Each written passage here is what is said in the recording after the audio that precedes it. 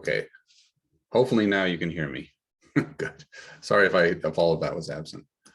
All right, so we're going to continue where we left off on Friday. And where was that? Well, let me share screen.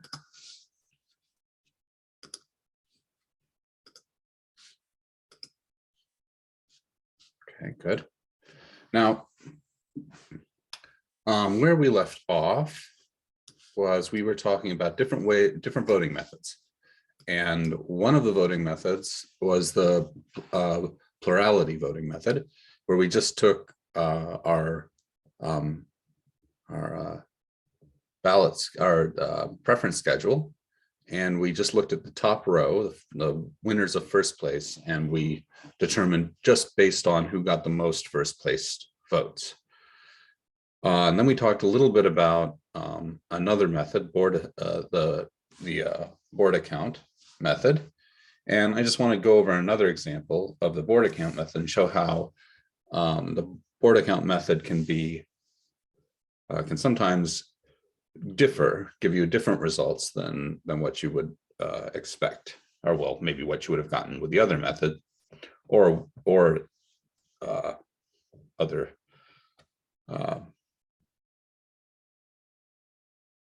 techniques. So I'm going to make up a preference schedule, pardon me. And we're going to assume we have 4 candidates. And we'll say that there are 12 votes for the following ballot, A, D, B, C. There's 5 votes for the ballot for the D, B, A, C. 6 votes for the ballot B, C, D, A. And then 13 votes for the ballot C, D, B, A. Oops. Okay, so let me just make myself a little more room here. So these are our ballots, each column, and they're 12, as I was saying a second ago, of the first one, and then we've enumerated the others. All right, so this is our preference ballot. Now, I wanted to kind of go through a couple of different ways of doing it. So actually, I misspoke. So we had just developed the board account winner last time, but then right at the end, we talked about another method, which was this plurality with elimination. And I'm going to show how that actually differs from plurality and from the board account winner as well. So let's go through those different methods. So maybe the first most obvious method is plurality. And plurality will give C as the winner,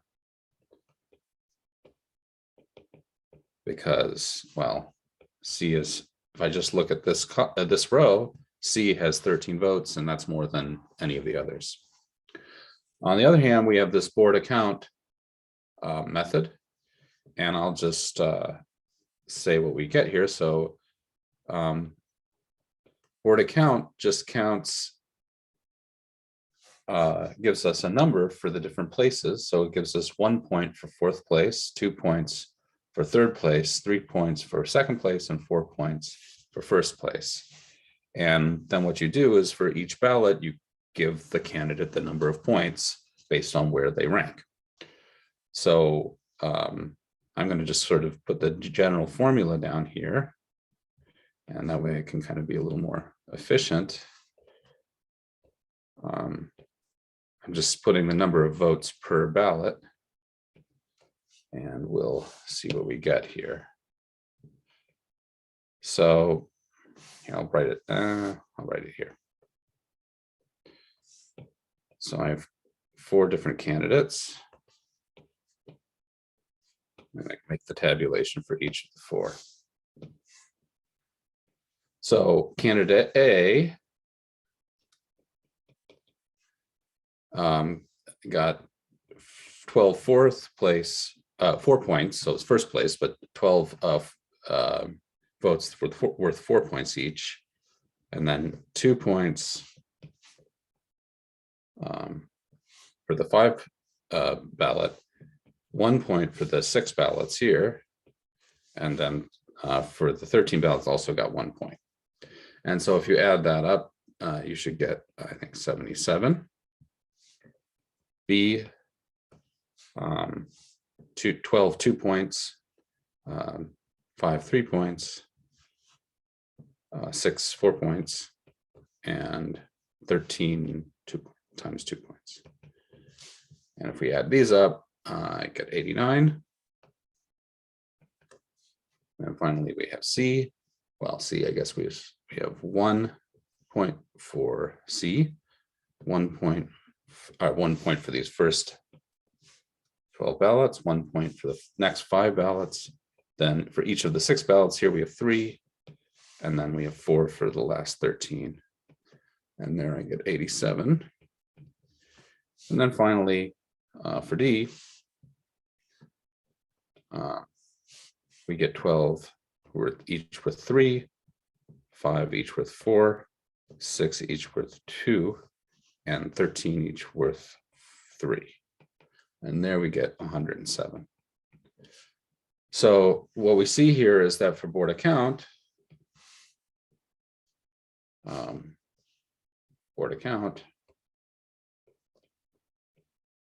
we get a different winner. I get D as the winner.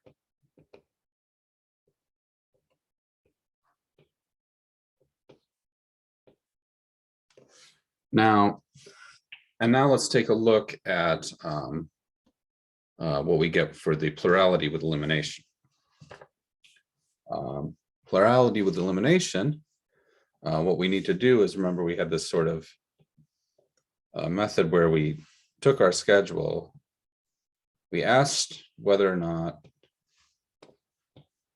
we had a majority winner, and in using the plurality method, if we do not, then we eliminate the weakest candidate from the schedule, and we see what happens then. So here, as we saw, the plurality winner is C. C is plurality winner.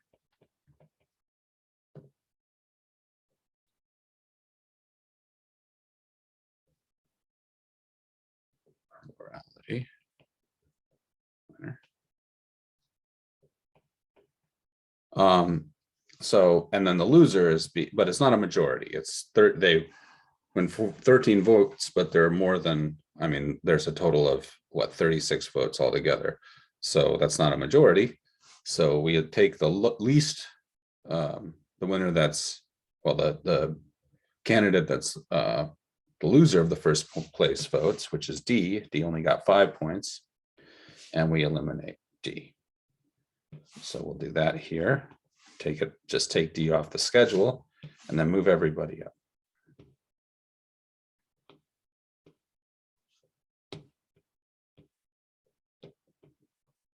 Okay. And now we can look at the schedule again, and we can ask, okay, well, now who's the winner now? And C is still the plurality winner. And then, so, and we look and we see that B is, just by a very slim margin, the loser. B only has 11 points altogether. That's 5 plus 6 points for the first place votes. Whereas A has 12 points and C still has 13 points. So even though B sort of picked up several votes, it's not enough. B is now the loser. And so we can take B off the schedule. Here I'm not writing each individual table. I'm just going to erase and kind of continue. So I might do that in a second. So then we get down to here and we look at the final result. And again, C is the plurality winner, but it's also the plurality with elimination winner as well. So we get the same winner as the plurality, which not always is going to happen, but what I want to note is that, of course, this is not the same as the board account winner. And moreover, C is no longer a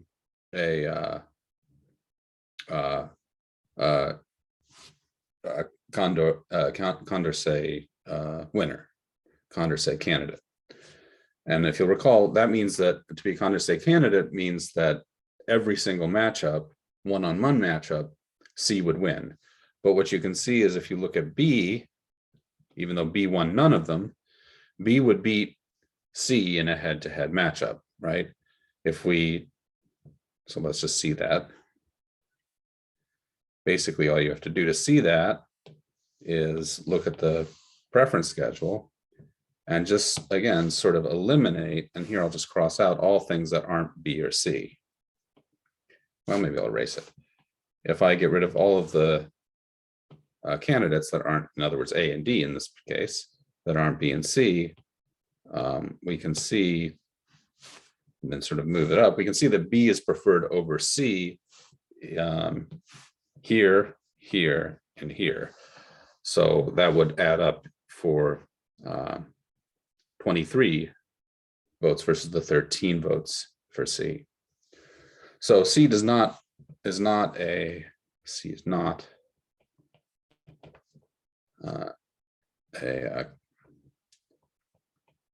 Condorcet candidate.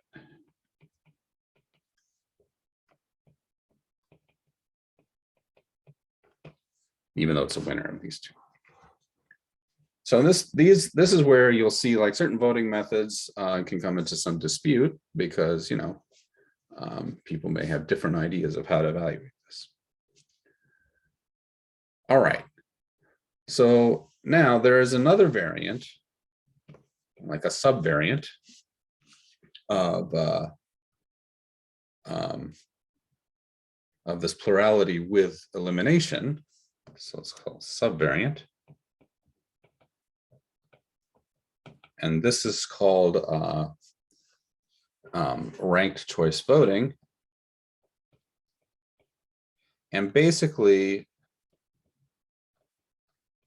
it's the same idea as plurality with elimination, except as if you go back to the original lecture that we had on Wednesday, where we started talking about different types of ballots. One of the types of ballots you could, so we have the usual just single, you take a single vote and you vote for who you like the most and that person wins. That's sort of the ballot for plurality. Then we have the full preference ballot where you can just rank your opponents, rank all the candidates, excuse me, in order of preference. But then we had this notion of the truncated preference ballot. And what that is let's say we have 5 candidates, you just give your vote for your top 2, your first and your second, and that's it. And so that there's also this, if you have a ballot like that, you can still make up a preference schedule. So let's give an example of that. And then you can do this sort of, well, you can do the same kind of elimination. But in this case, we call it ranked choice voting. So let me give you an example of a preference schedule with a truncated ballot. So let's say we have a first and a second place candidate, and we have 4 candidates running, but the ballots that are given, you only can rank your first and second, not all 4. So let's call them again A, B, C, and D are all 4 candidates. And I'm going to list them out. Okay, so we have B, C, C, D, CA, DA, and AB. And I'm just gonna write down the votes. 5, 6, 1, 4, 4, and 2. Okay. So this is our ballot. And let's just separate these. So there's something that's kind of curious that happens with the voting with elimination here, this ranked choice voting. And we're going to see that how that works. So the procedure is sort of the same. The algorithm or kind of step-by-step process is the same as ranked as a plurality with elimination as before. So we look and we see who won in this first place competition and the first preference competition. And I think if we look at this, we're going to see that D is the winner. I hope. Let's see D. So if we look, D got 9 votes, and in a close second, A gets an 8 votes. So D has these two. So we got 9 votes there. A is kind of next up, has 8 votes. Okay, and then the others have less. So D wins. However, D only gets 9 votes, and that is not a majority here. The total number of voters, if we add them up, which I had not yet done, let's see, we have 12, 20, it looks like 28. There are 28 voters. So D wins, but by not even close to a majority. So with that in mind, we look for the loser. So who is really losing this, this guy? Well, D wins, A is a close second. And so then the loser is either B or C. B has 6 votes altogether, whereas C has 5 votes, even though there's 2 types of ballots that are being cast for C. There's only 5 votes for C in first place. So that tells us that C needs to be eliminated, just like before. So we'll do that. I'm going to eliminate C. And you'll see I've only eliminated C 3 times. These ballots here don't have C at all. So we don't worry about those. We're just going to eliminate C when C is there. And then we're going to move up our second place votes. Okay, and so now we do another count and we ask who's winning now. And who's winning now is A, all of a sudden starts winning. So now A is winning. And that's because A has 2 plus 4 plus 6 votes. So A has 11 votes. Whereas D has only 10 votes. So D is a close second again. Well, we have a close race, but D is only winning with 10 votes. Nonetheless, 11 is less than half of 28. So A is not winning with a majority. So we have to eliminate the loser. And so here B is losing. Loses. And so we're going to eliminate B. So we do that. I'll just take B off the schedule. And you can see a couple of things. Things don't always happen this way, but one thing that may often happen, and is happening here, is you're going to see that, well, actually the first place didn't change at all, because there was nothing kind of below B in this case to kind of move up. That doesn't have to happen. You can have examples where you will still move things up. But moreover, and so, well, one thing we can say right away is we can look and we have a two candidate race. So there's going to be a single winner here. And if we count it up, because we really haven't affected anything, A is going to win altogether. And because it's a 2-person race, A is going to win, we're going to say with a majority, even though it doesn't. So A is still only getting 11 points, But the point is that all of a sudden what's happened here is 6 people's ballots have been cleared. In other words, their ballots are just not going to count towards the result because they sort of voted for the losers. Sorry for them, I guess. These votes have a name in this particular method. They're called exhausted votes. And they're just votes that if you use this method, just don't factor in at the end of the day because their candidates both lost. Okay. So this, I'm not as much of a fan of this, mostly because this really does kind of get rid of some people's input, but you know, it's a method.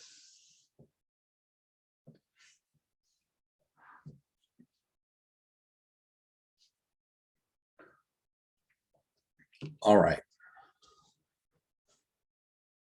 So there's one more method that we're going to take a look at in this chapter, and that's sort of a simple method, which is pairwise comparisons. Excuse me. So this is from section 1.5. This is the method pairwise comparison. And it really is exactly as it sounds. So what's the idea? So the method here,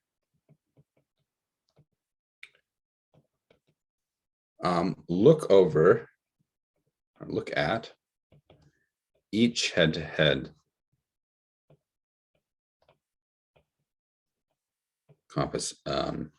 competition, each head-to-head comparison, I'll say, sorry. And give the winner 1 point and the loser no points.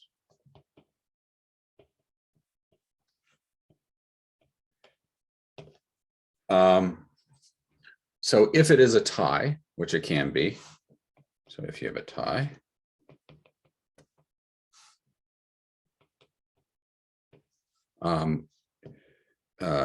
give each candidate 1/2 point.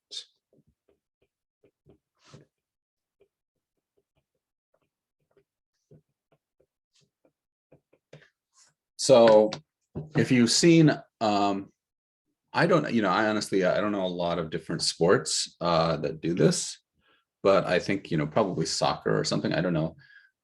There are a lot of games that do this where you have like a round robin type tournament schedule, and a winner, each time you win you get a point, each time you lose you get nothing, and if you draw you get, or tie, you get a 1/2 point. So this is basically turning an election into a round robin, is what it's doing, even though there's one single ballot, one single voting round. So let's give an example of this. And I think the example that we can start with, of course, at the end of this, you count up all the points, and the candidate with the most points wins. Now, one thing you'll see is that oftentimes this is kind of not a very effective method because you get a lot of ties. You can get a lot of ties in this, doing it this way. So then you need a way of breaking the ties, but we'll look at some examples, and we'll look at some examples where it's a little funky. Okay, so let's look at this example. We had this in class. We took a vote of type of donut preference, and we made up the schedule. And it looked as follows. So we had chocolate glazed sprinkles, glazed sprinkles chocolate, chocolate sprinkles glazed, and glazed chocolate sprinkles. So now here we need to, so here we have three different candidates, chocolate, glazed, and sprinkles, and we need to look at all of the different pairs amongst the three. So there are three candidates, and that means that the number of pairs is, of course, 3. Right, so we can look at chocolate glazed. Well, maybe we'll say it versus chocolate versus glazed, sprinkles versus chocolate, sprinkles versus glaze. Those are the only 3 matchups we can imagine. And we look and we see which ones are winners. So in chocolate versus glazed, we would eliminate sprinkles, and we would get this kind of a setup. And you can see that in that case, it does look like glazed is the winner. Right, glazed, we get 6 votes. You're not really eliminating any first place votes, so glazed is just going to be the winner there. This is glazed. Gets 1, and chocolate 0. Sprinkles versus chocolate, we're going to eliminate glazed, so we would eliminate these guys. And what you can see is that chocolate here is going to get bumped up 1, and so chocolate is getting 1 plus 4 plus 3 over sprinkles. So that's a sizable majority there. So sprinkles gets no points and chocolate gets 1. And finally, we have sprinkles versus glaze, and so we would get rid of chocolate. And it looks like, okay, glaze wins this battle, glaze wins this one, sprinkles wins this 1 vote. I've forgotten who gave this one is really the unique one here. And then glaze wins this one. So glaze is certainly winning that matchup. Poor sprinkles, no love for sprinkles. But we can look, and now we can count up. So it looks like when we did all these head-to-head comparisons, glaze won 2 of them, chocolate won 1, sprinkles not so much.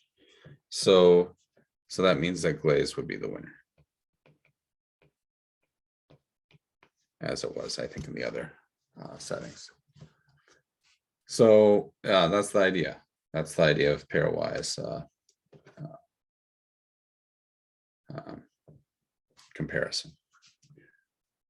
Okay. So I think what I'm going to do for the last bit here is just go over this example they give in the book. And basically, they give this math club example and look at each of the methods for the math club example. I haven't actually done it. I'm gonna write it down, and we'll work through. I'll work through each of the different methods, and we'll see what we get. But hopefully, we'll learn something by working through this particular example. Okay, so I need to reproduce the preference schedule. Again, this is one with 4. I'm sorry if people are getting like mind numb from just A, B, C, D, but this is, I don't know, just an easy way of kind of expressing a generic outcome here. So you can spend a lot of time, and I did spend some time kind of playing around with different creations to show some different phenomena. But this one, I think, shows a lot of really wonderful wonderful features here. So let's take a look. Okay. Sorry, I'm gonna 1 second. Okay. All right, so we'll make a quick schedule here. This will be one we use several times, so let's make it clear visually. All right. So So as I said, there are 4 different candidates, A, B, C, and D. And the first ballot will have A, B, C, D. That's pretty simple to remember. C, B, D, A. D, C, B, A. This, as I said, this is an example in the book, so you can look with more details in the book if you're interested. B, D, C, A, and C, D, B, A. Okay. So what I want to do, as I said, is I want to look at each of these voting methods that we have explored, and this is supposed to be some math. I mean, the story here is they're electing a president of their math club, I guess. Really creative. All right. So plurality. Well, this is an easy method to look at. So all we have to do, again, we look at this first row and we ask who won just by looking at the first row. A looks like the convincing winner in that A has 14 votes and the next runner-up is C with 11. Convincing in the sense that, you know, certainly won the first row. However, not convincing in the sense that A did not win a majority. So A wins, but not with a majority.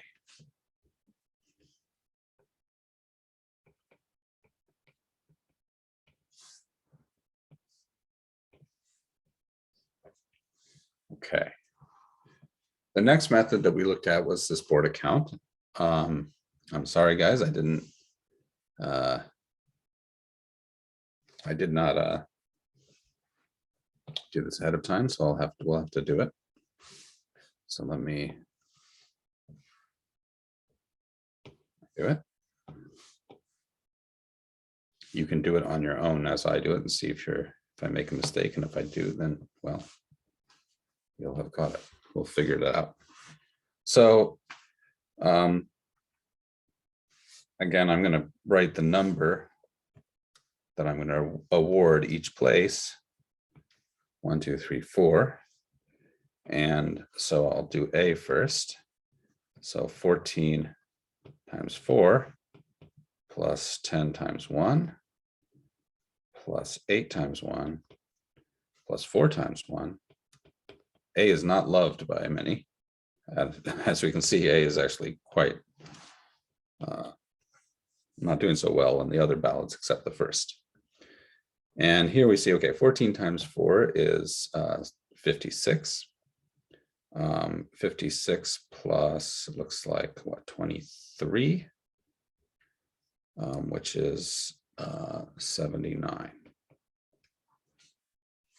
Okay, so B is going to get 14 times 3 plus 10 times 3 plus 8 times 2 plus 4 times 4 plus 1 times 2. Okay, so 30, so 42, 72, 88 plus, so it's 90 plus 16 is 106. I want to say. Okay, guys, if I'm getting, you know, I am certain that I'll make a mistake here, but if I don't, then congratulations to me. But if I do, well, I'll have to look back and see. Okay, so for second place, oh, sorry, not for second place, for C, we have 14 times 2, 10 times 4, plus 8 times 3, pardon me, plus 4 times 2, plus 1 times 4. Okay, and again, we have 28 plus 40 is 68, plus 24 is 112. wait, sorry, I messed that up. 68 plus 24.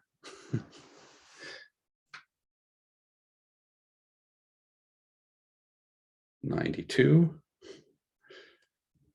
plus 8 is 100, plus 4 is 104. Okay, I really might have to go back and check this. I'm getting a little sleepy too, so that's really bad news. All right, so 14 times 1 plus 10 times 2 for D, plus 8 times 4 plus 4 times 3 plus 1 times 3. Okay, so let's take a look here. So we get 14 plus 20, that's 34, plus 32 is 66, plus 12 is 78, plus 3 is 81. Okay, so at least on without really worrying too much about my arithmetic, which may have failed me, at this stage, it looks like board account gives B as the winner. I may have to go back and check if I made a mistake.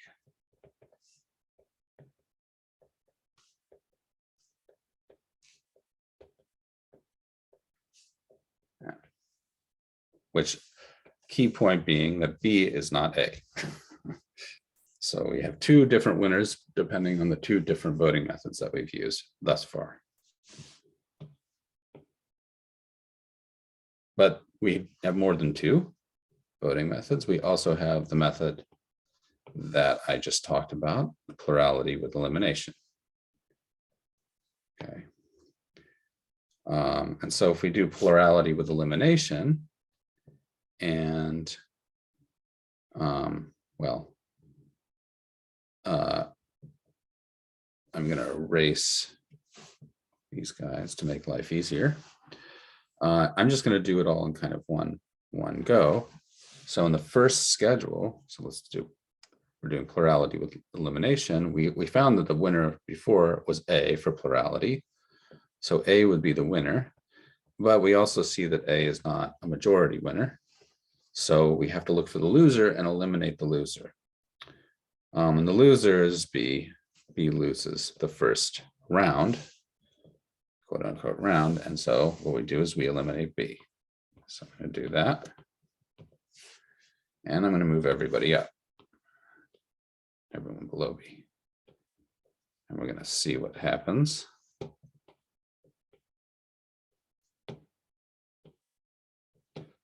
Okay. And now it looks like A has been, oh no, A is still winning. A is still winning with 14 points. But again, 14 is not a majority. And so we have to look for the loser and eliminate the loser. And it looks like C is the loser here by 1 point. So D received 12 points, C 11. So C is the loser. So B loses round 1, C loses round 2. Round 2. So we'll get rid of C and move everybody up. Everybody is now just 2 candidates, so we should expect to be done after this. Yeah, I'm done with this method. So now we're at a head-to-head matchup, so we're going to have a winner and a loser, and indeed D now is the winner. D wins with the majority. So our plurality, pardon me, our plurality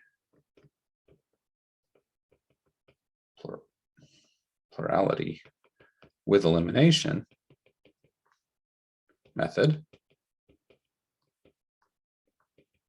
gives D as the winner.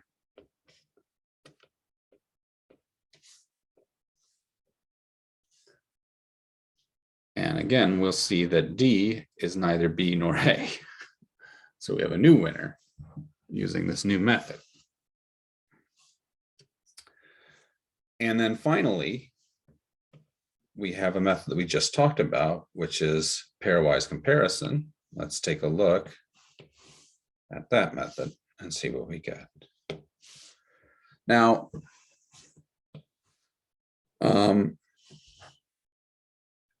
so for the donut example, we had 3 different candidates: glazed, chocolate, and strawberry.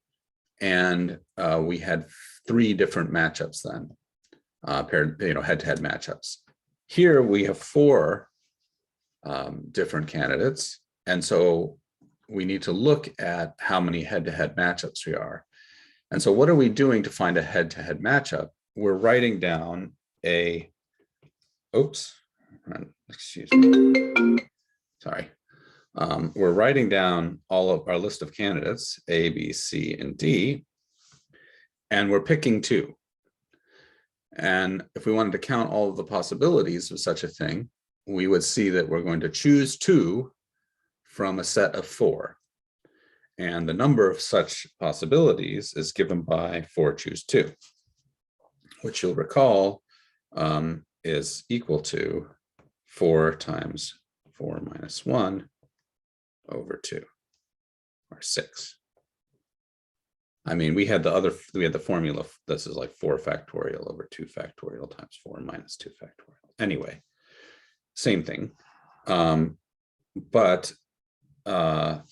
So these combinations we were talking about from the last module will come into here. If you're doing a head-to-head, or sorry, a pairwise comparison, and you have n candidates, then the number of head-to-heads you have to look at is n choose 2, and that's equal to n times n minus 1 over 2.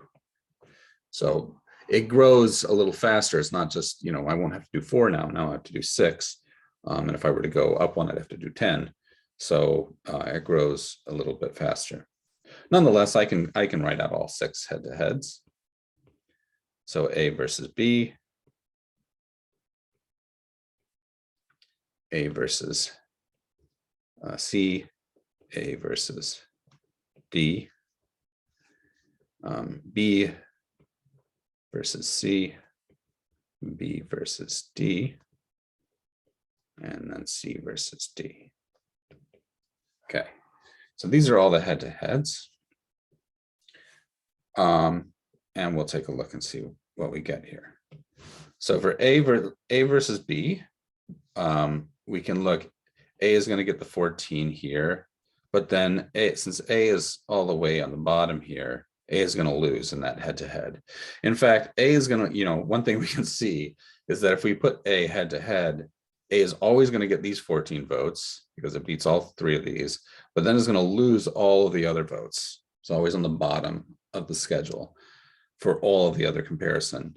So A is actually going to lose all of these head-to-heads. And so we can kind of go a little faster here and just say, okay, here B is going to get +1, C is going to get +1, and D is going to get +1. And I'm just going to omit that A gets nothing. I'm just going to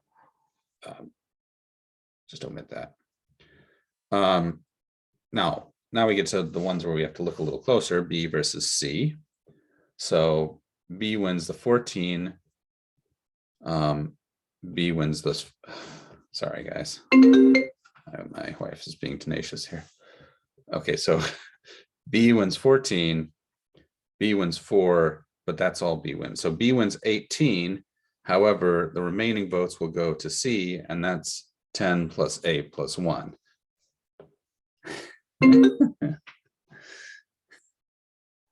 Okay. So here, I'm going to actually just pause this recording. I think I'm capable of doing it. So let me see what's going on here. Is it possible? Nobody knows. I won't do that. Maybe I don't know how to pause anything. Okay, I'm back. Sorry, everybody.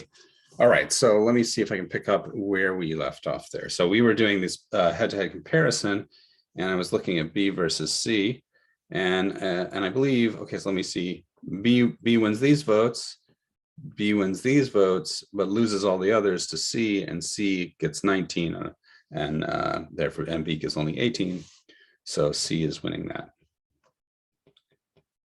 B versus D, it looks like B is winning these two, and that's probably enough, but then B is also already winning that. So B wins versus D. And then C versus D,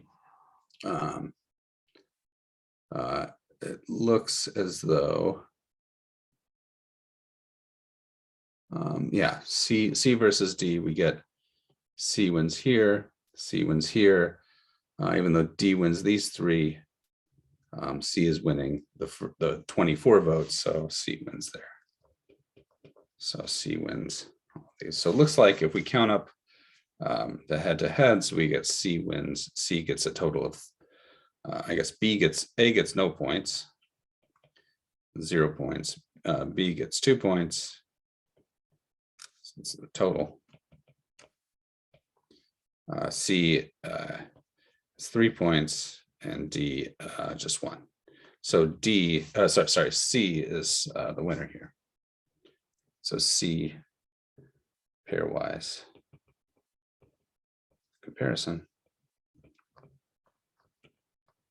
gives C as winner.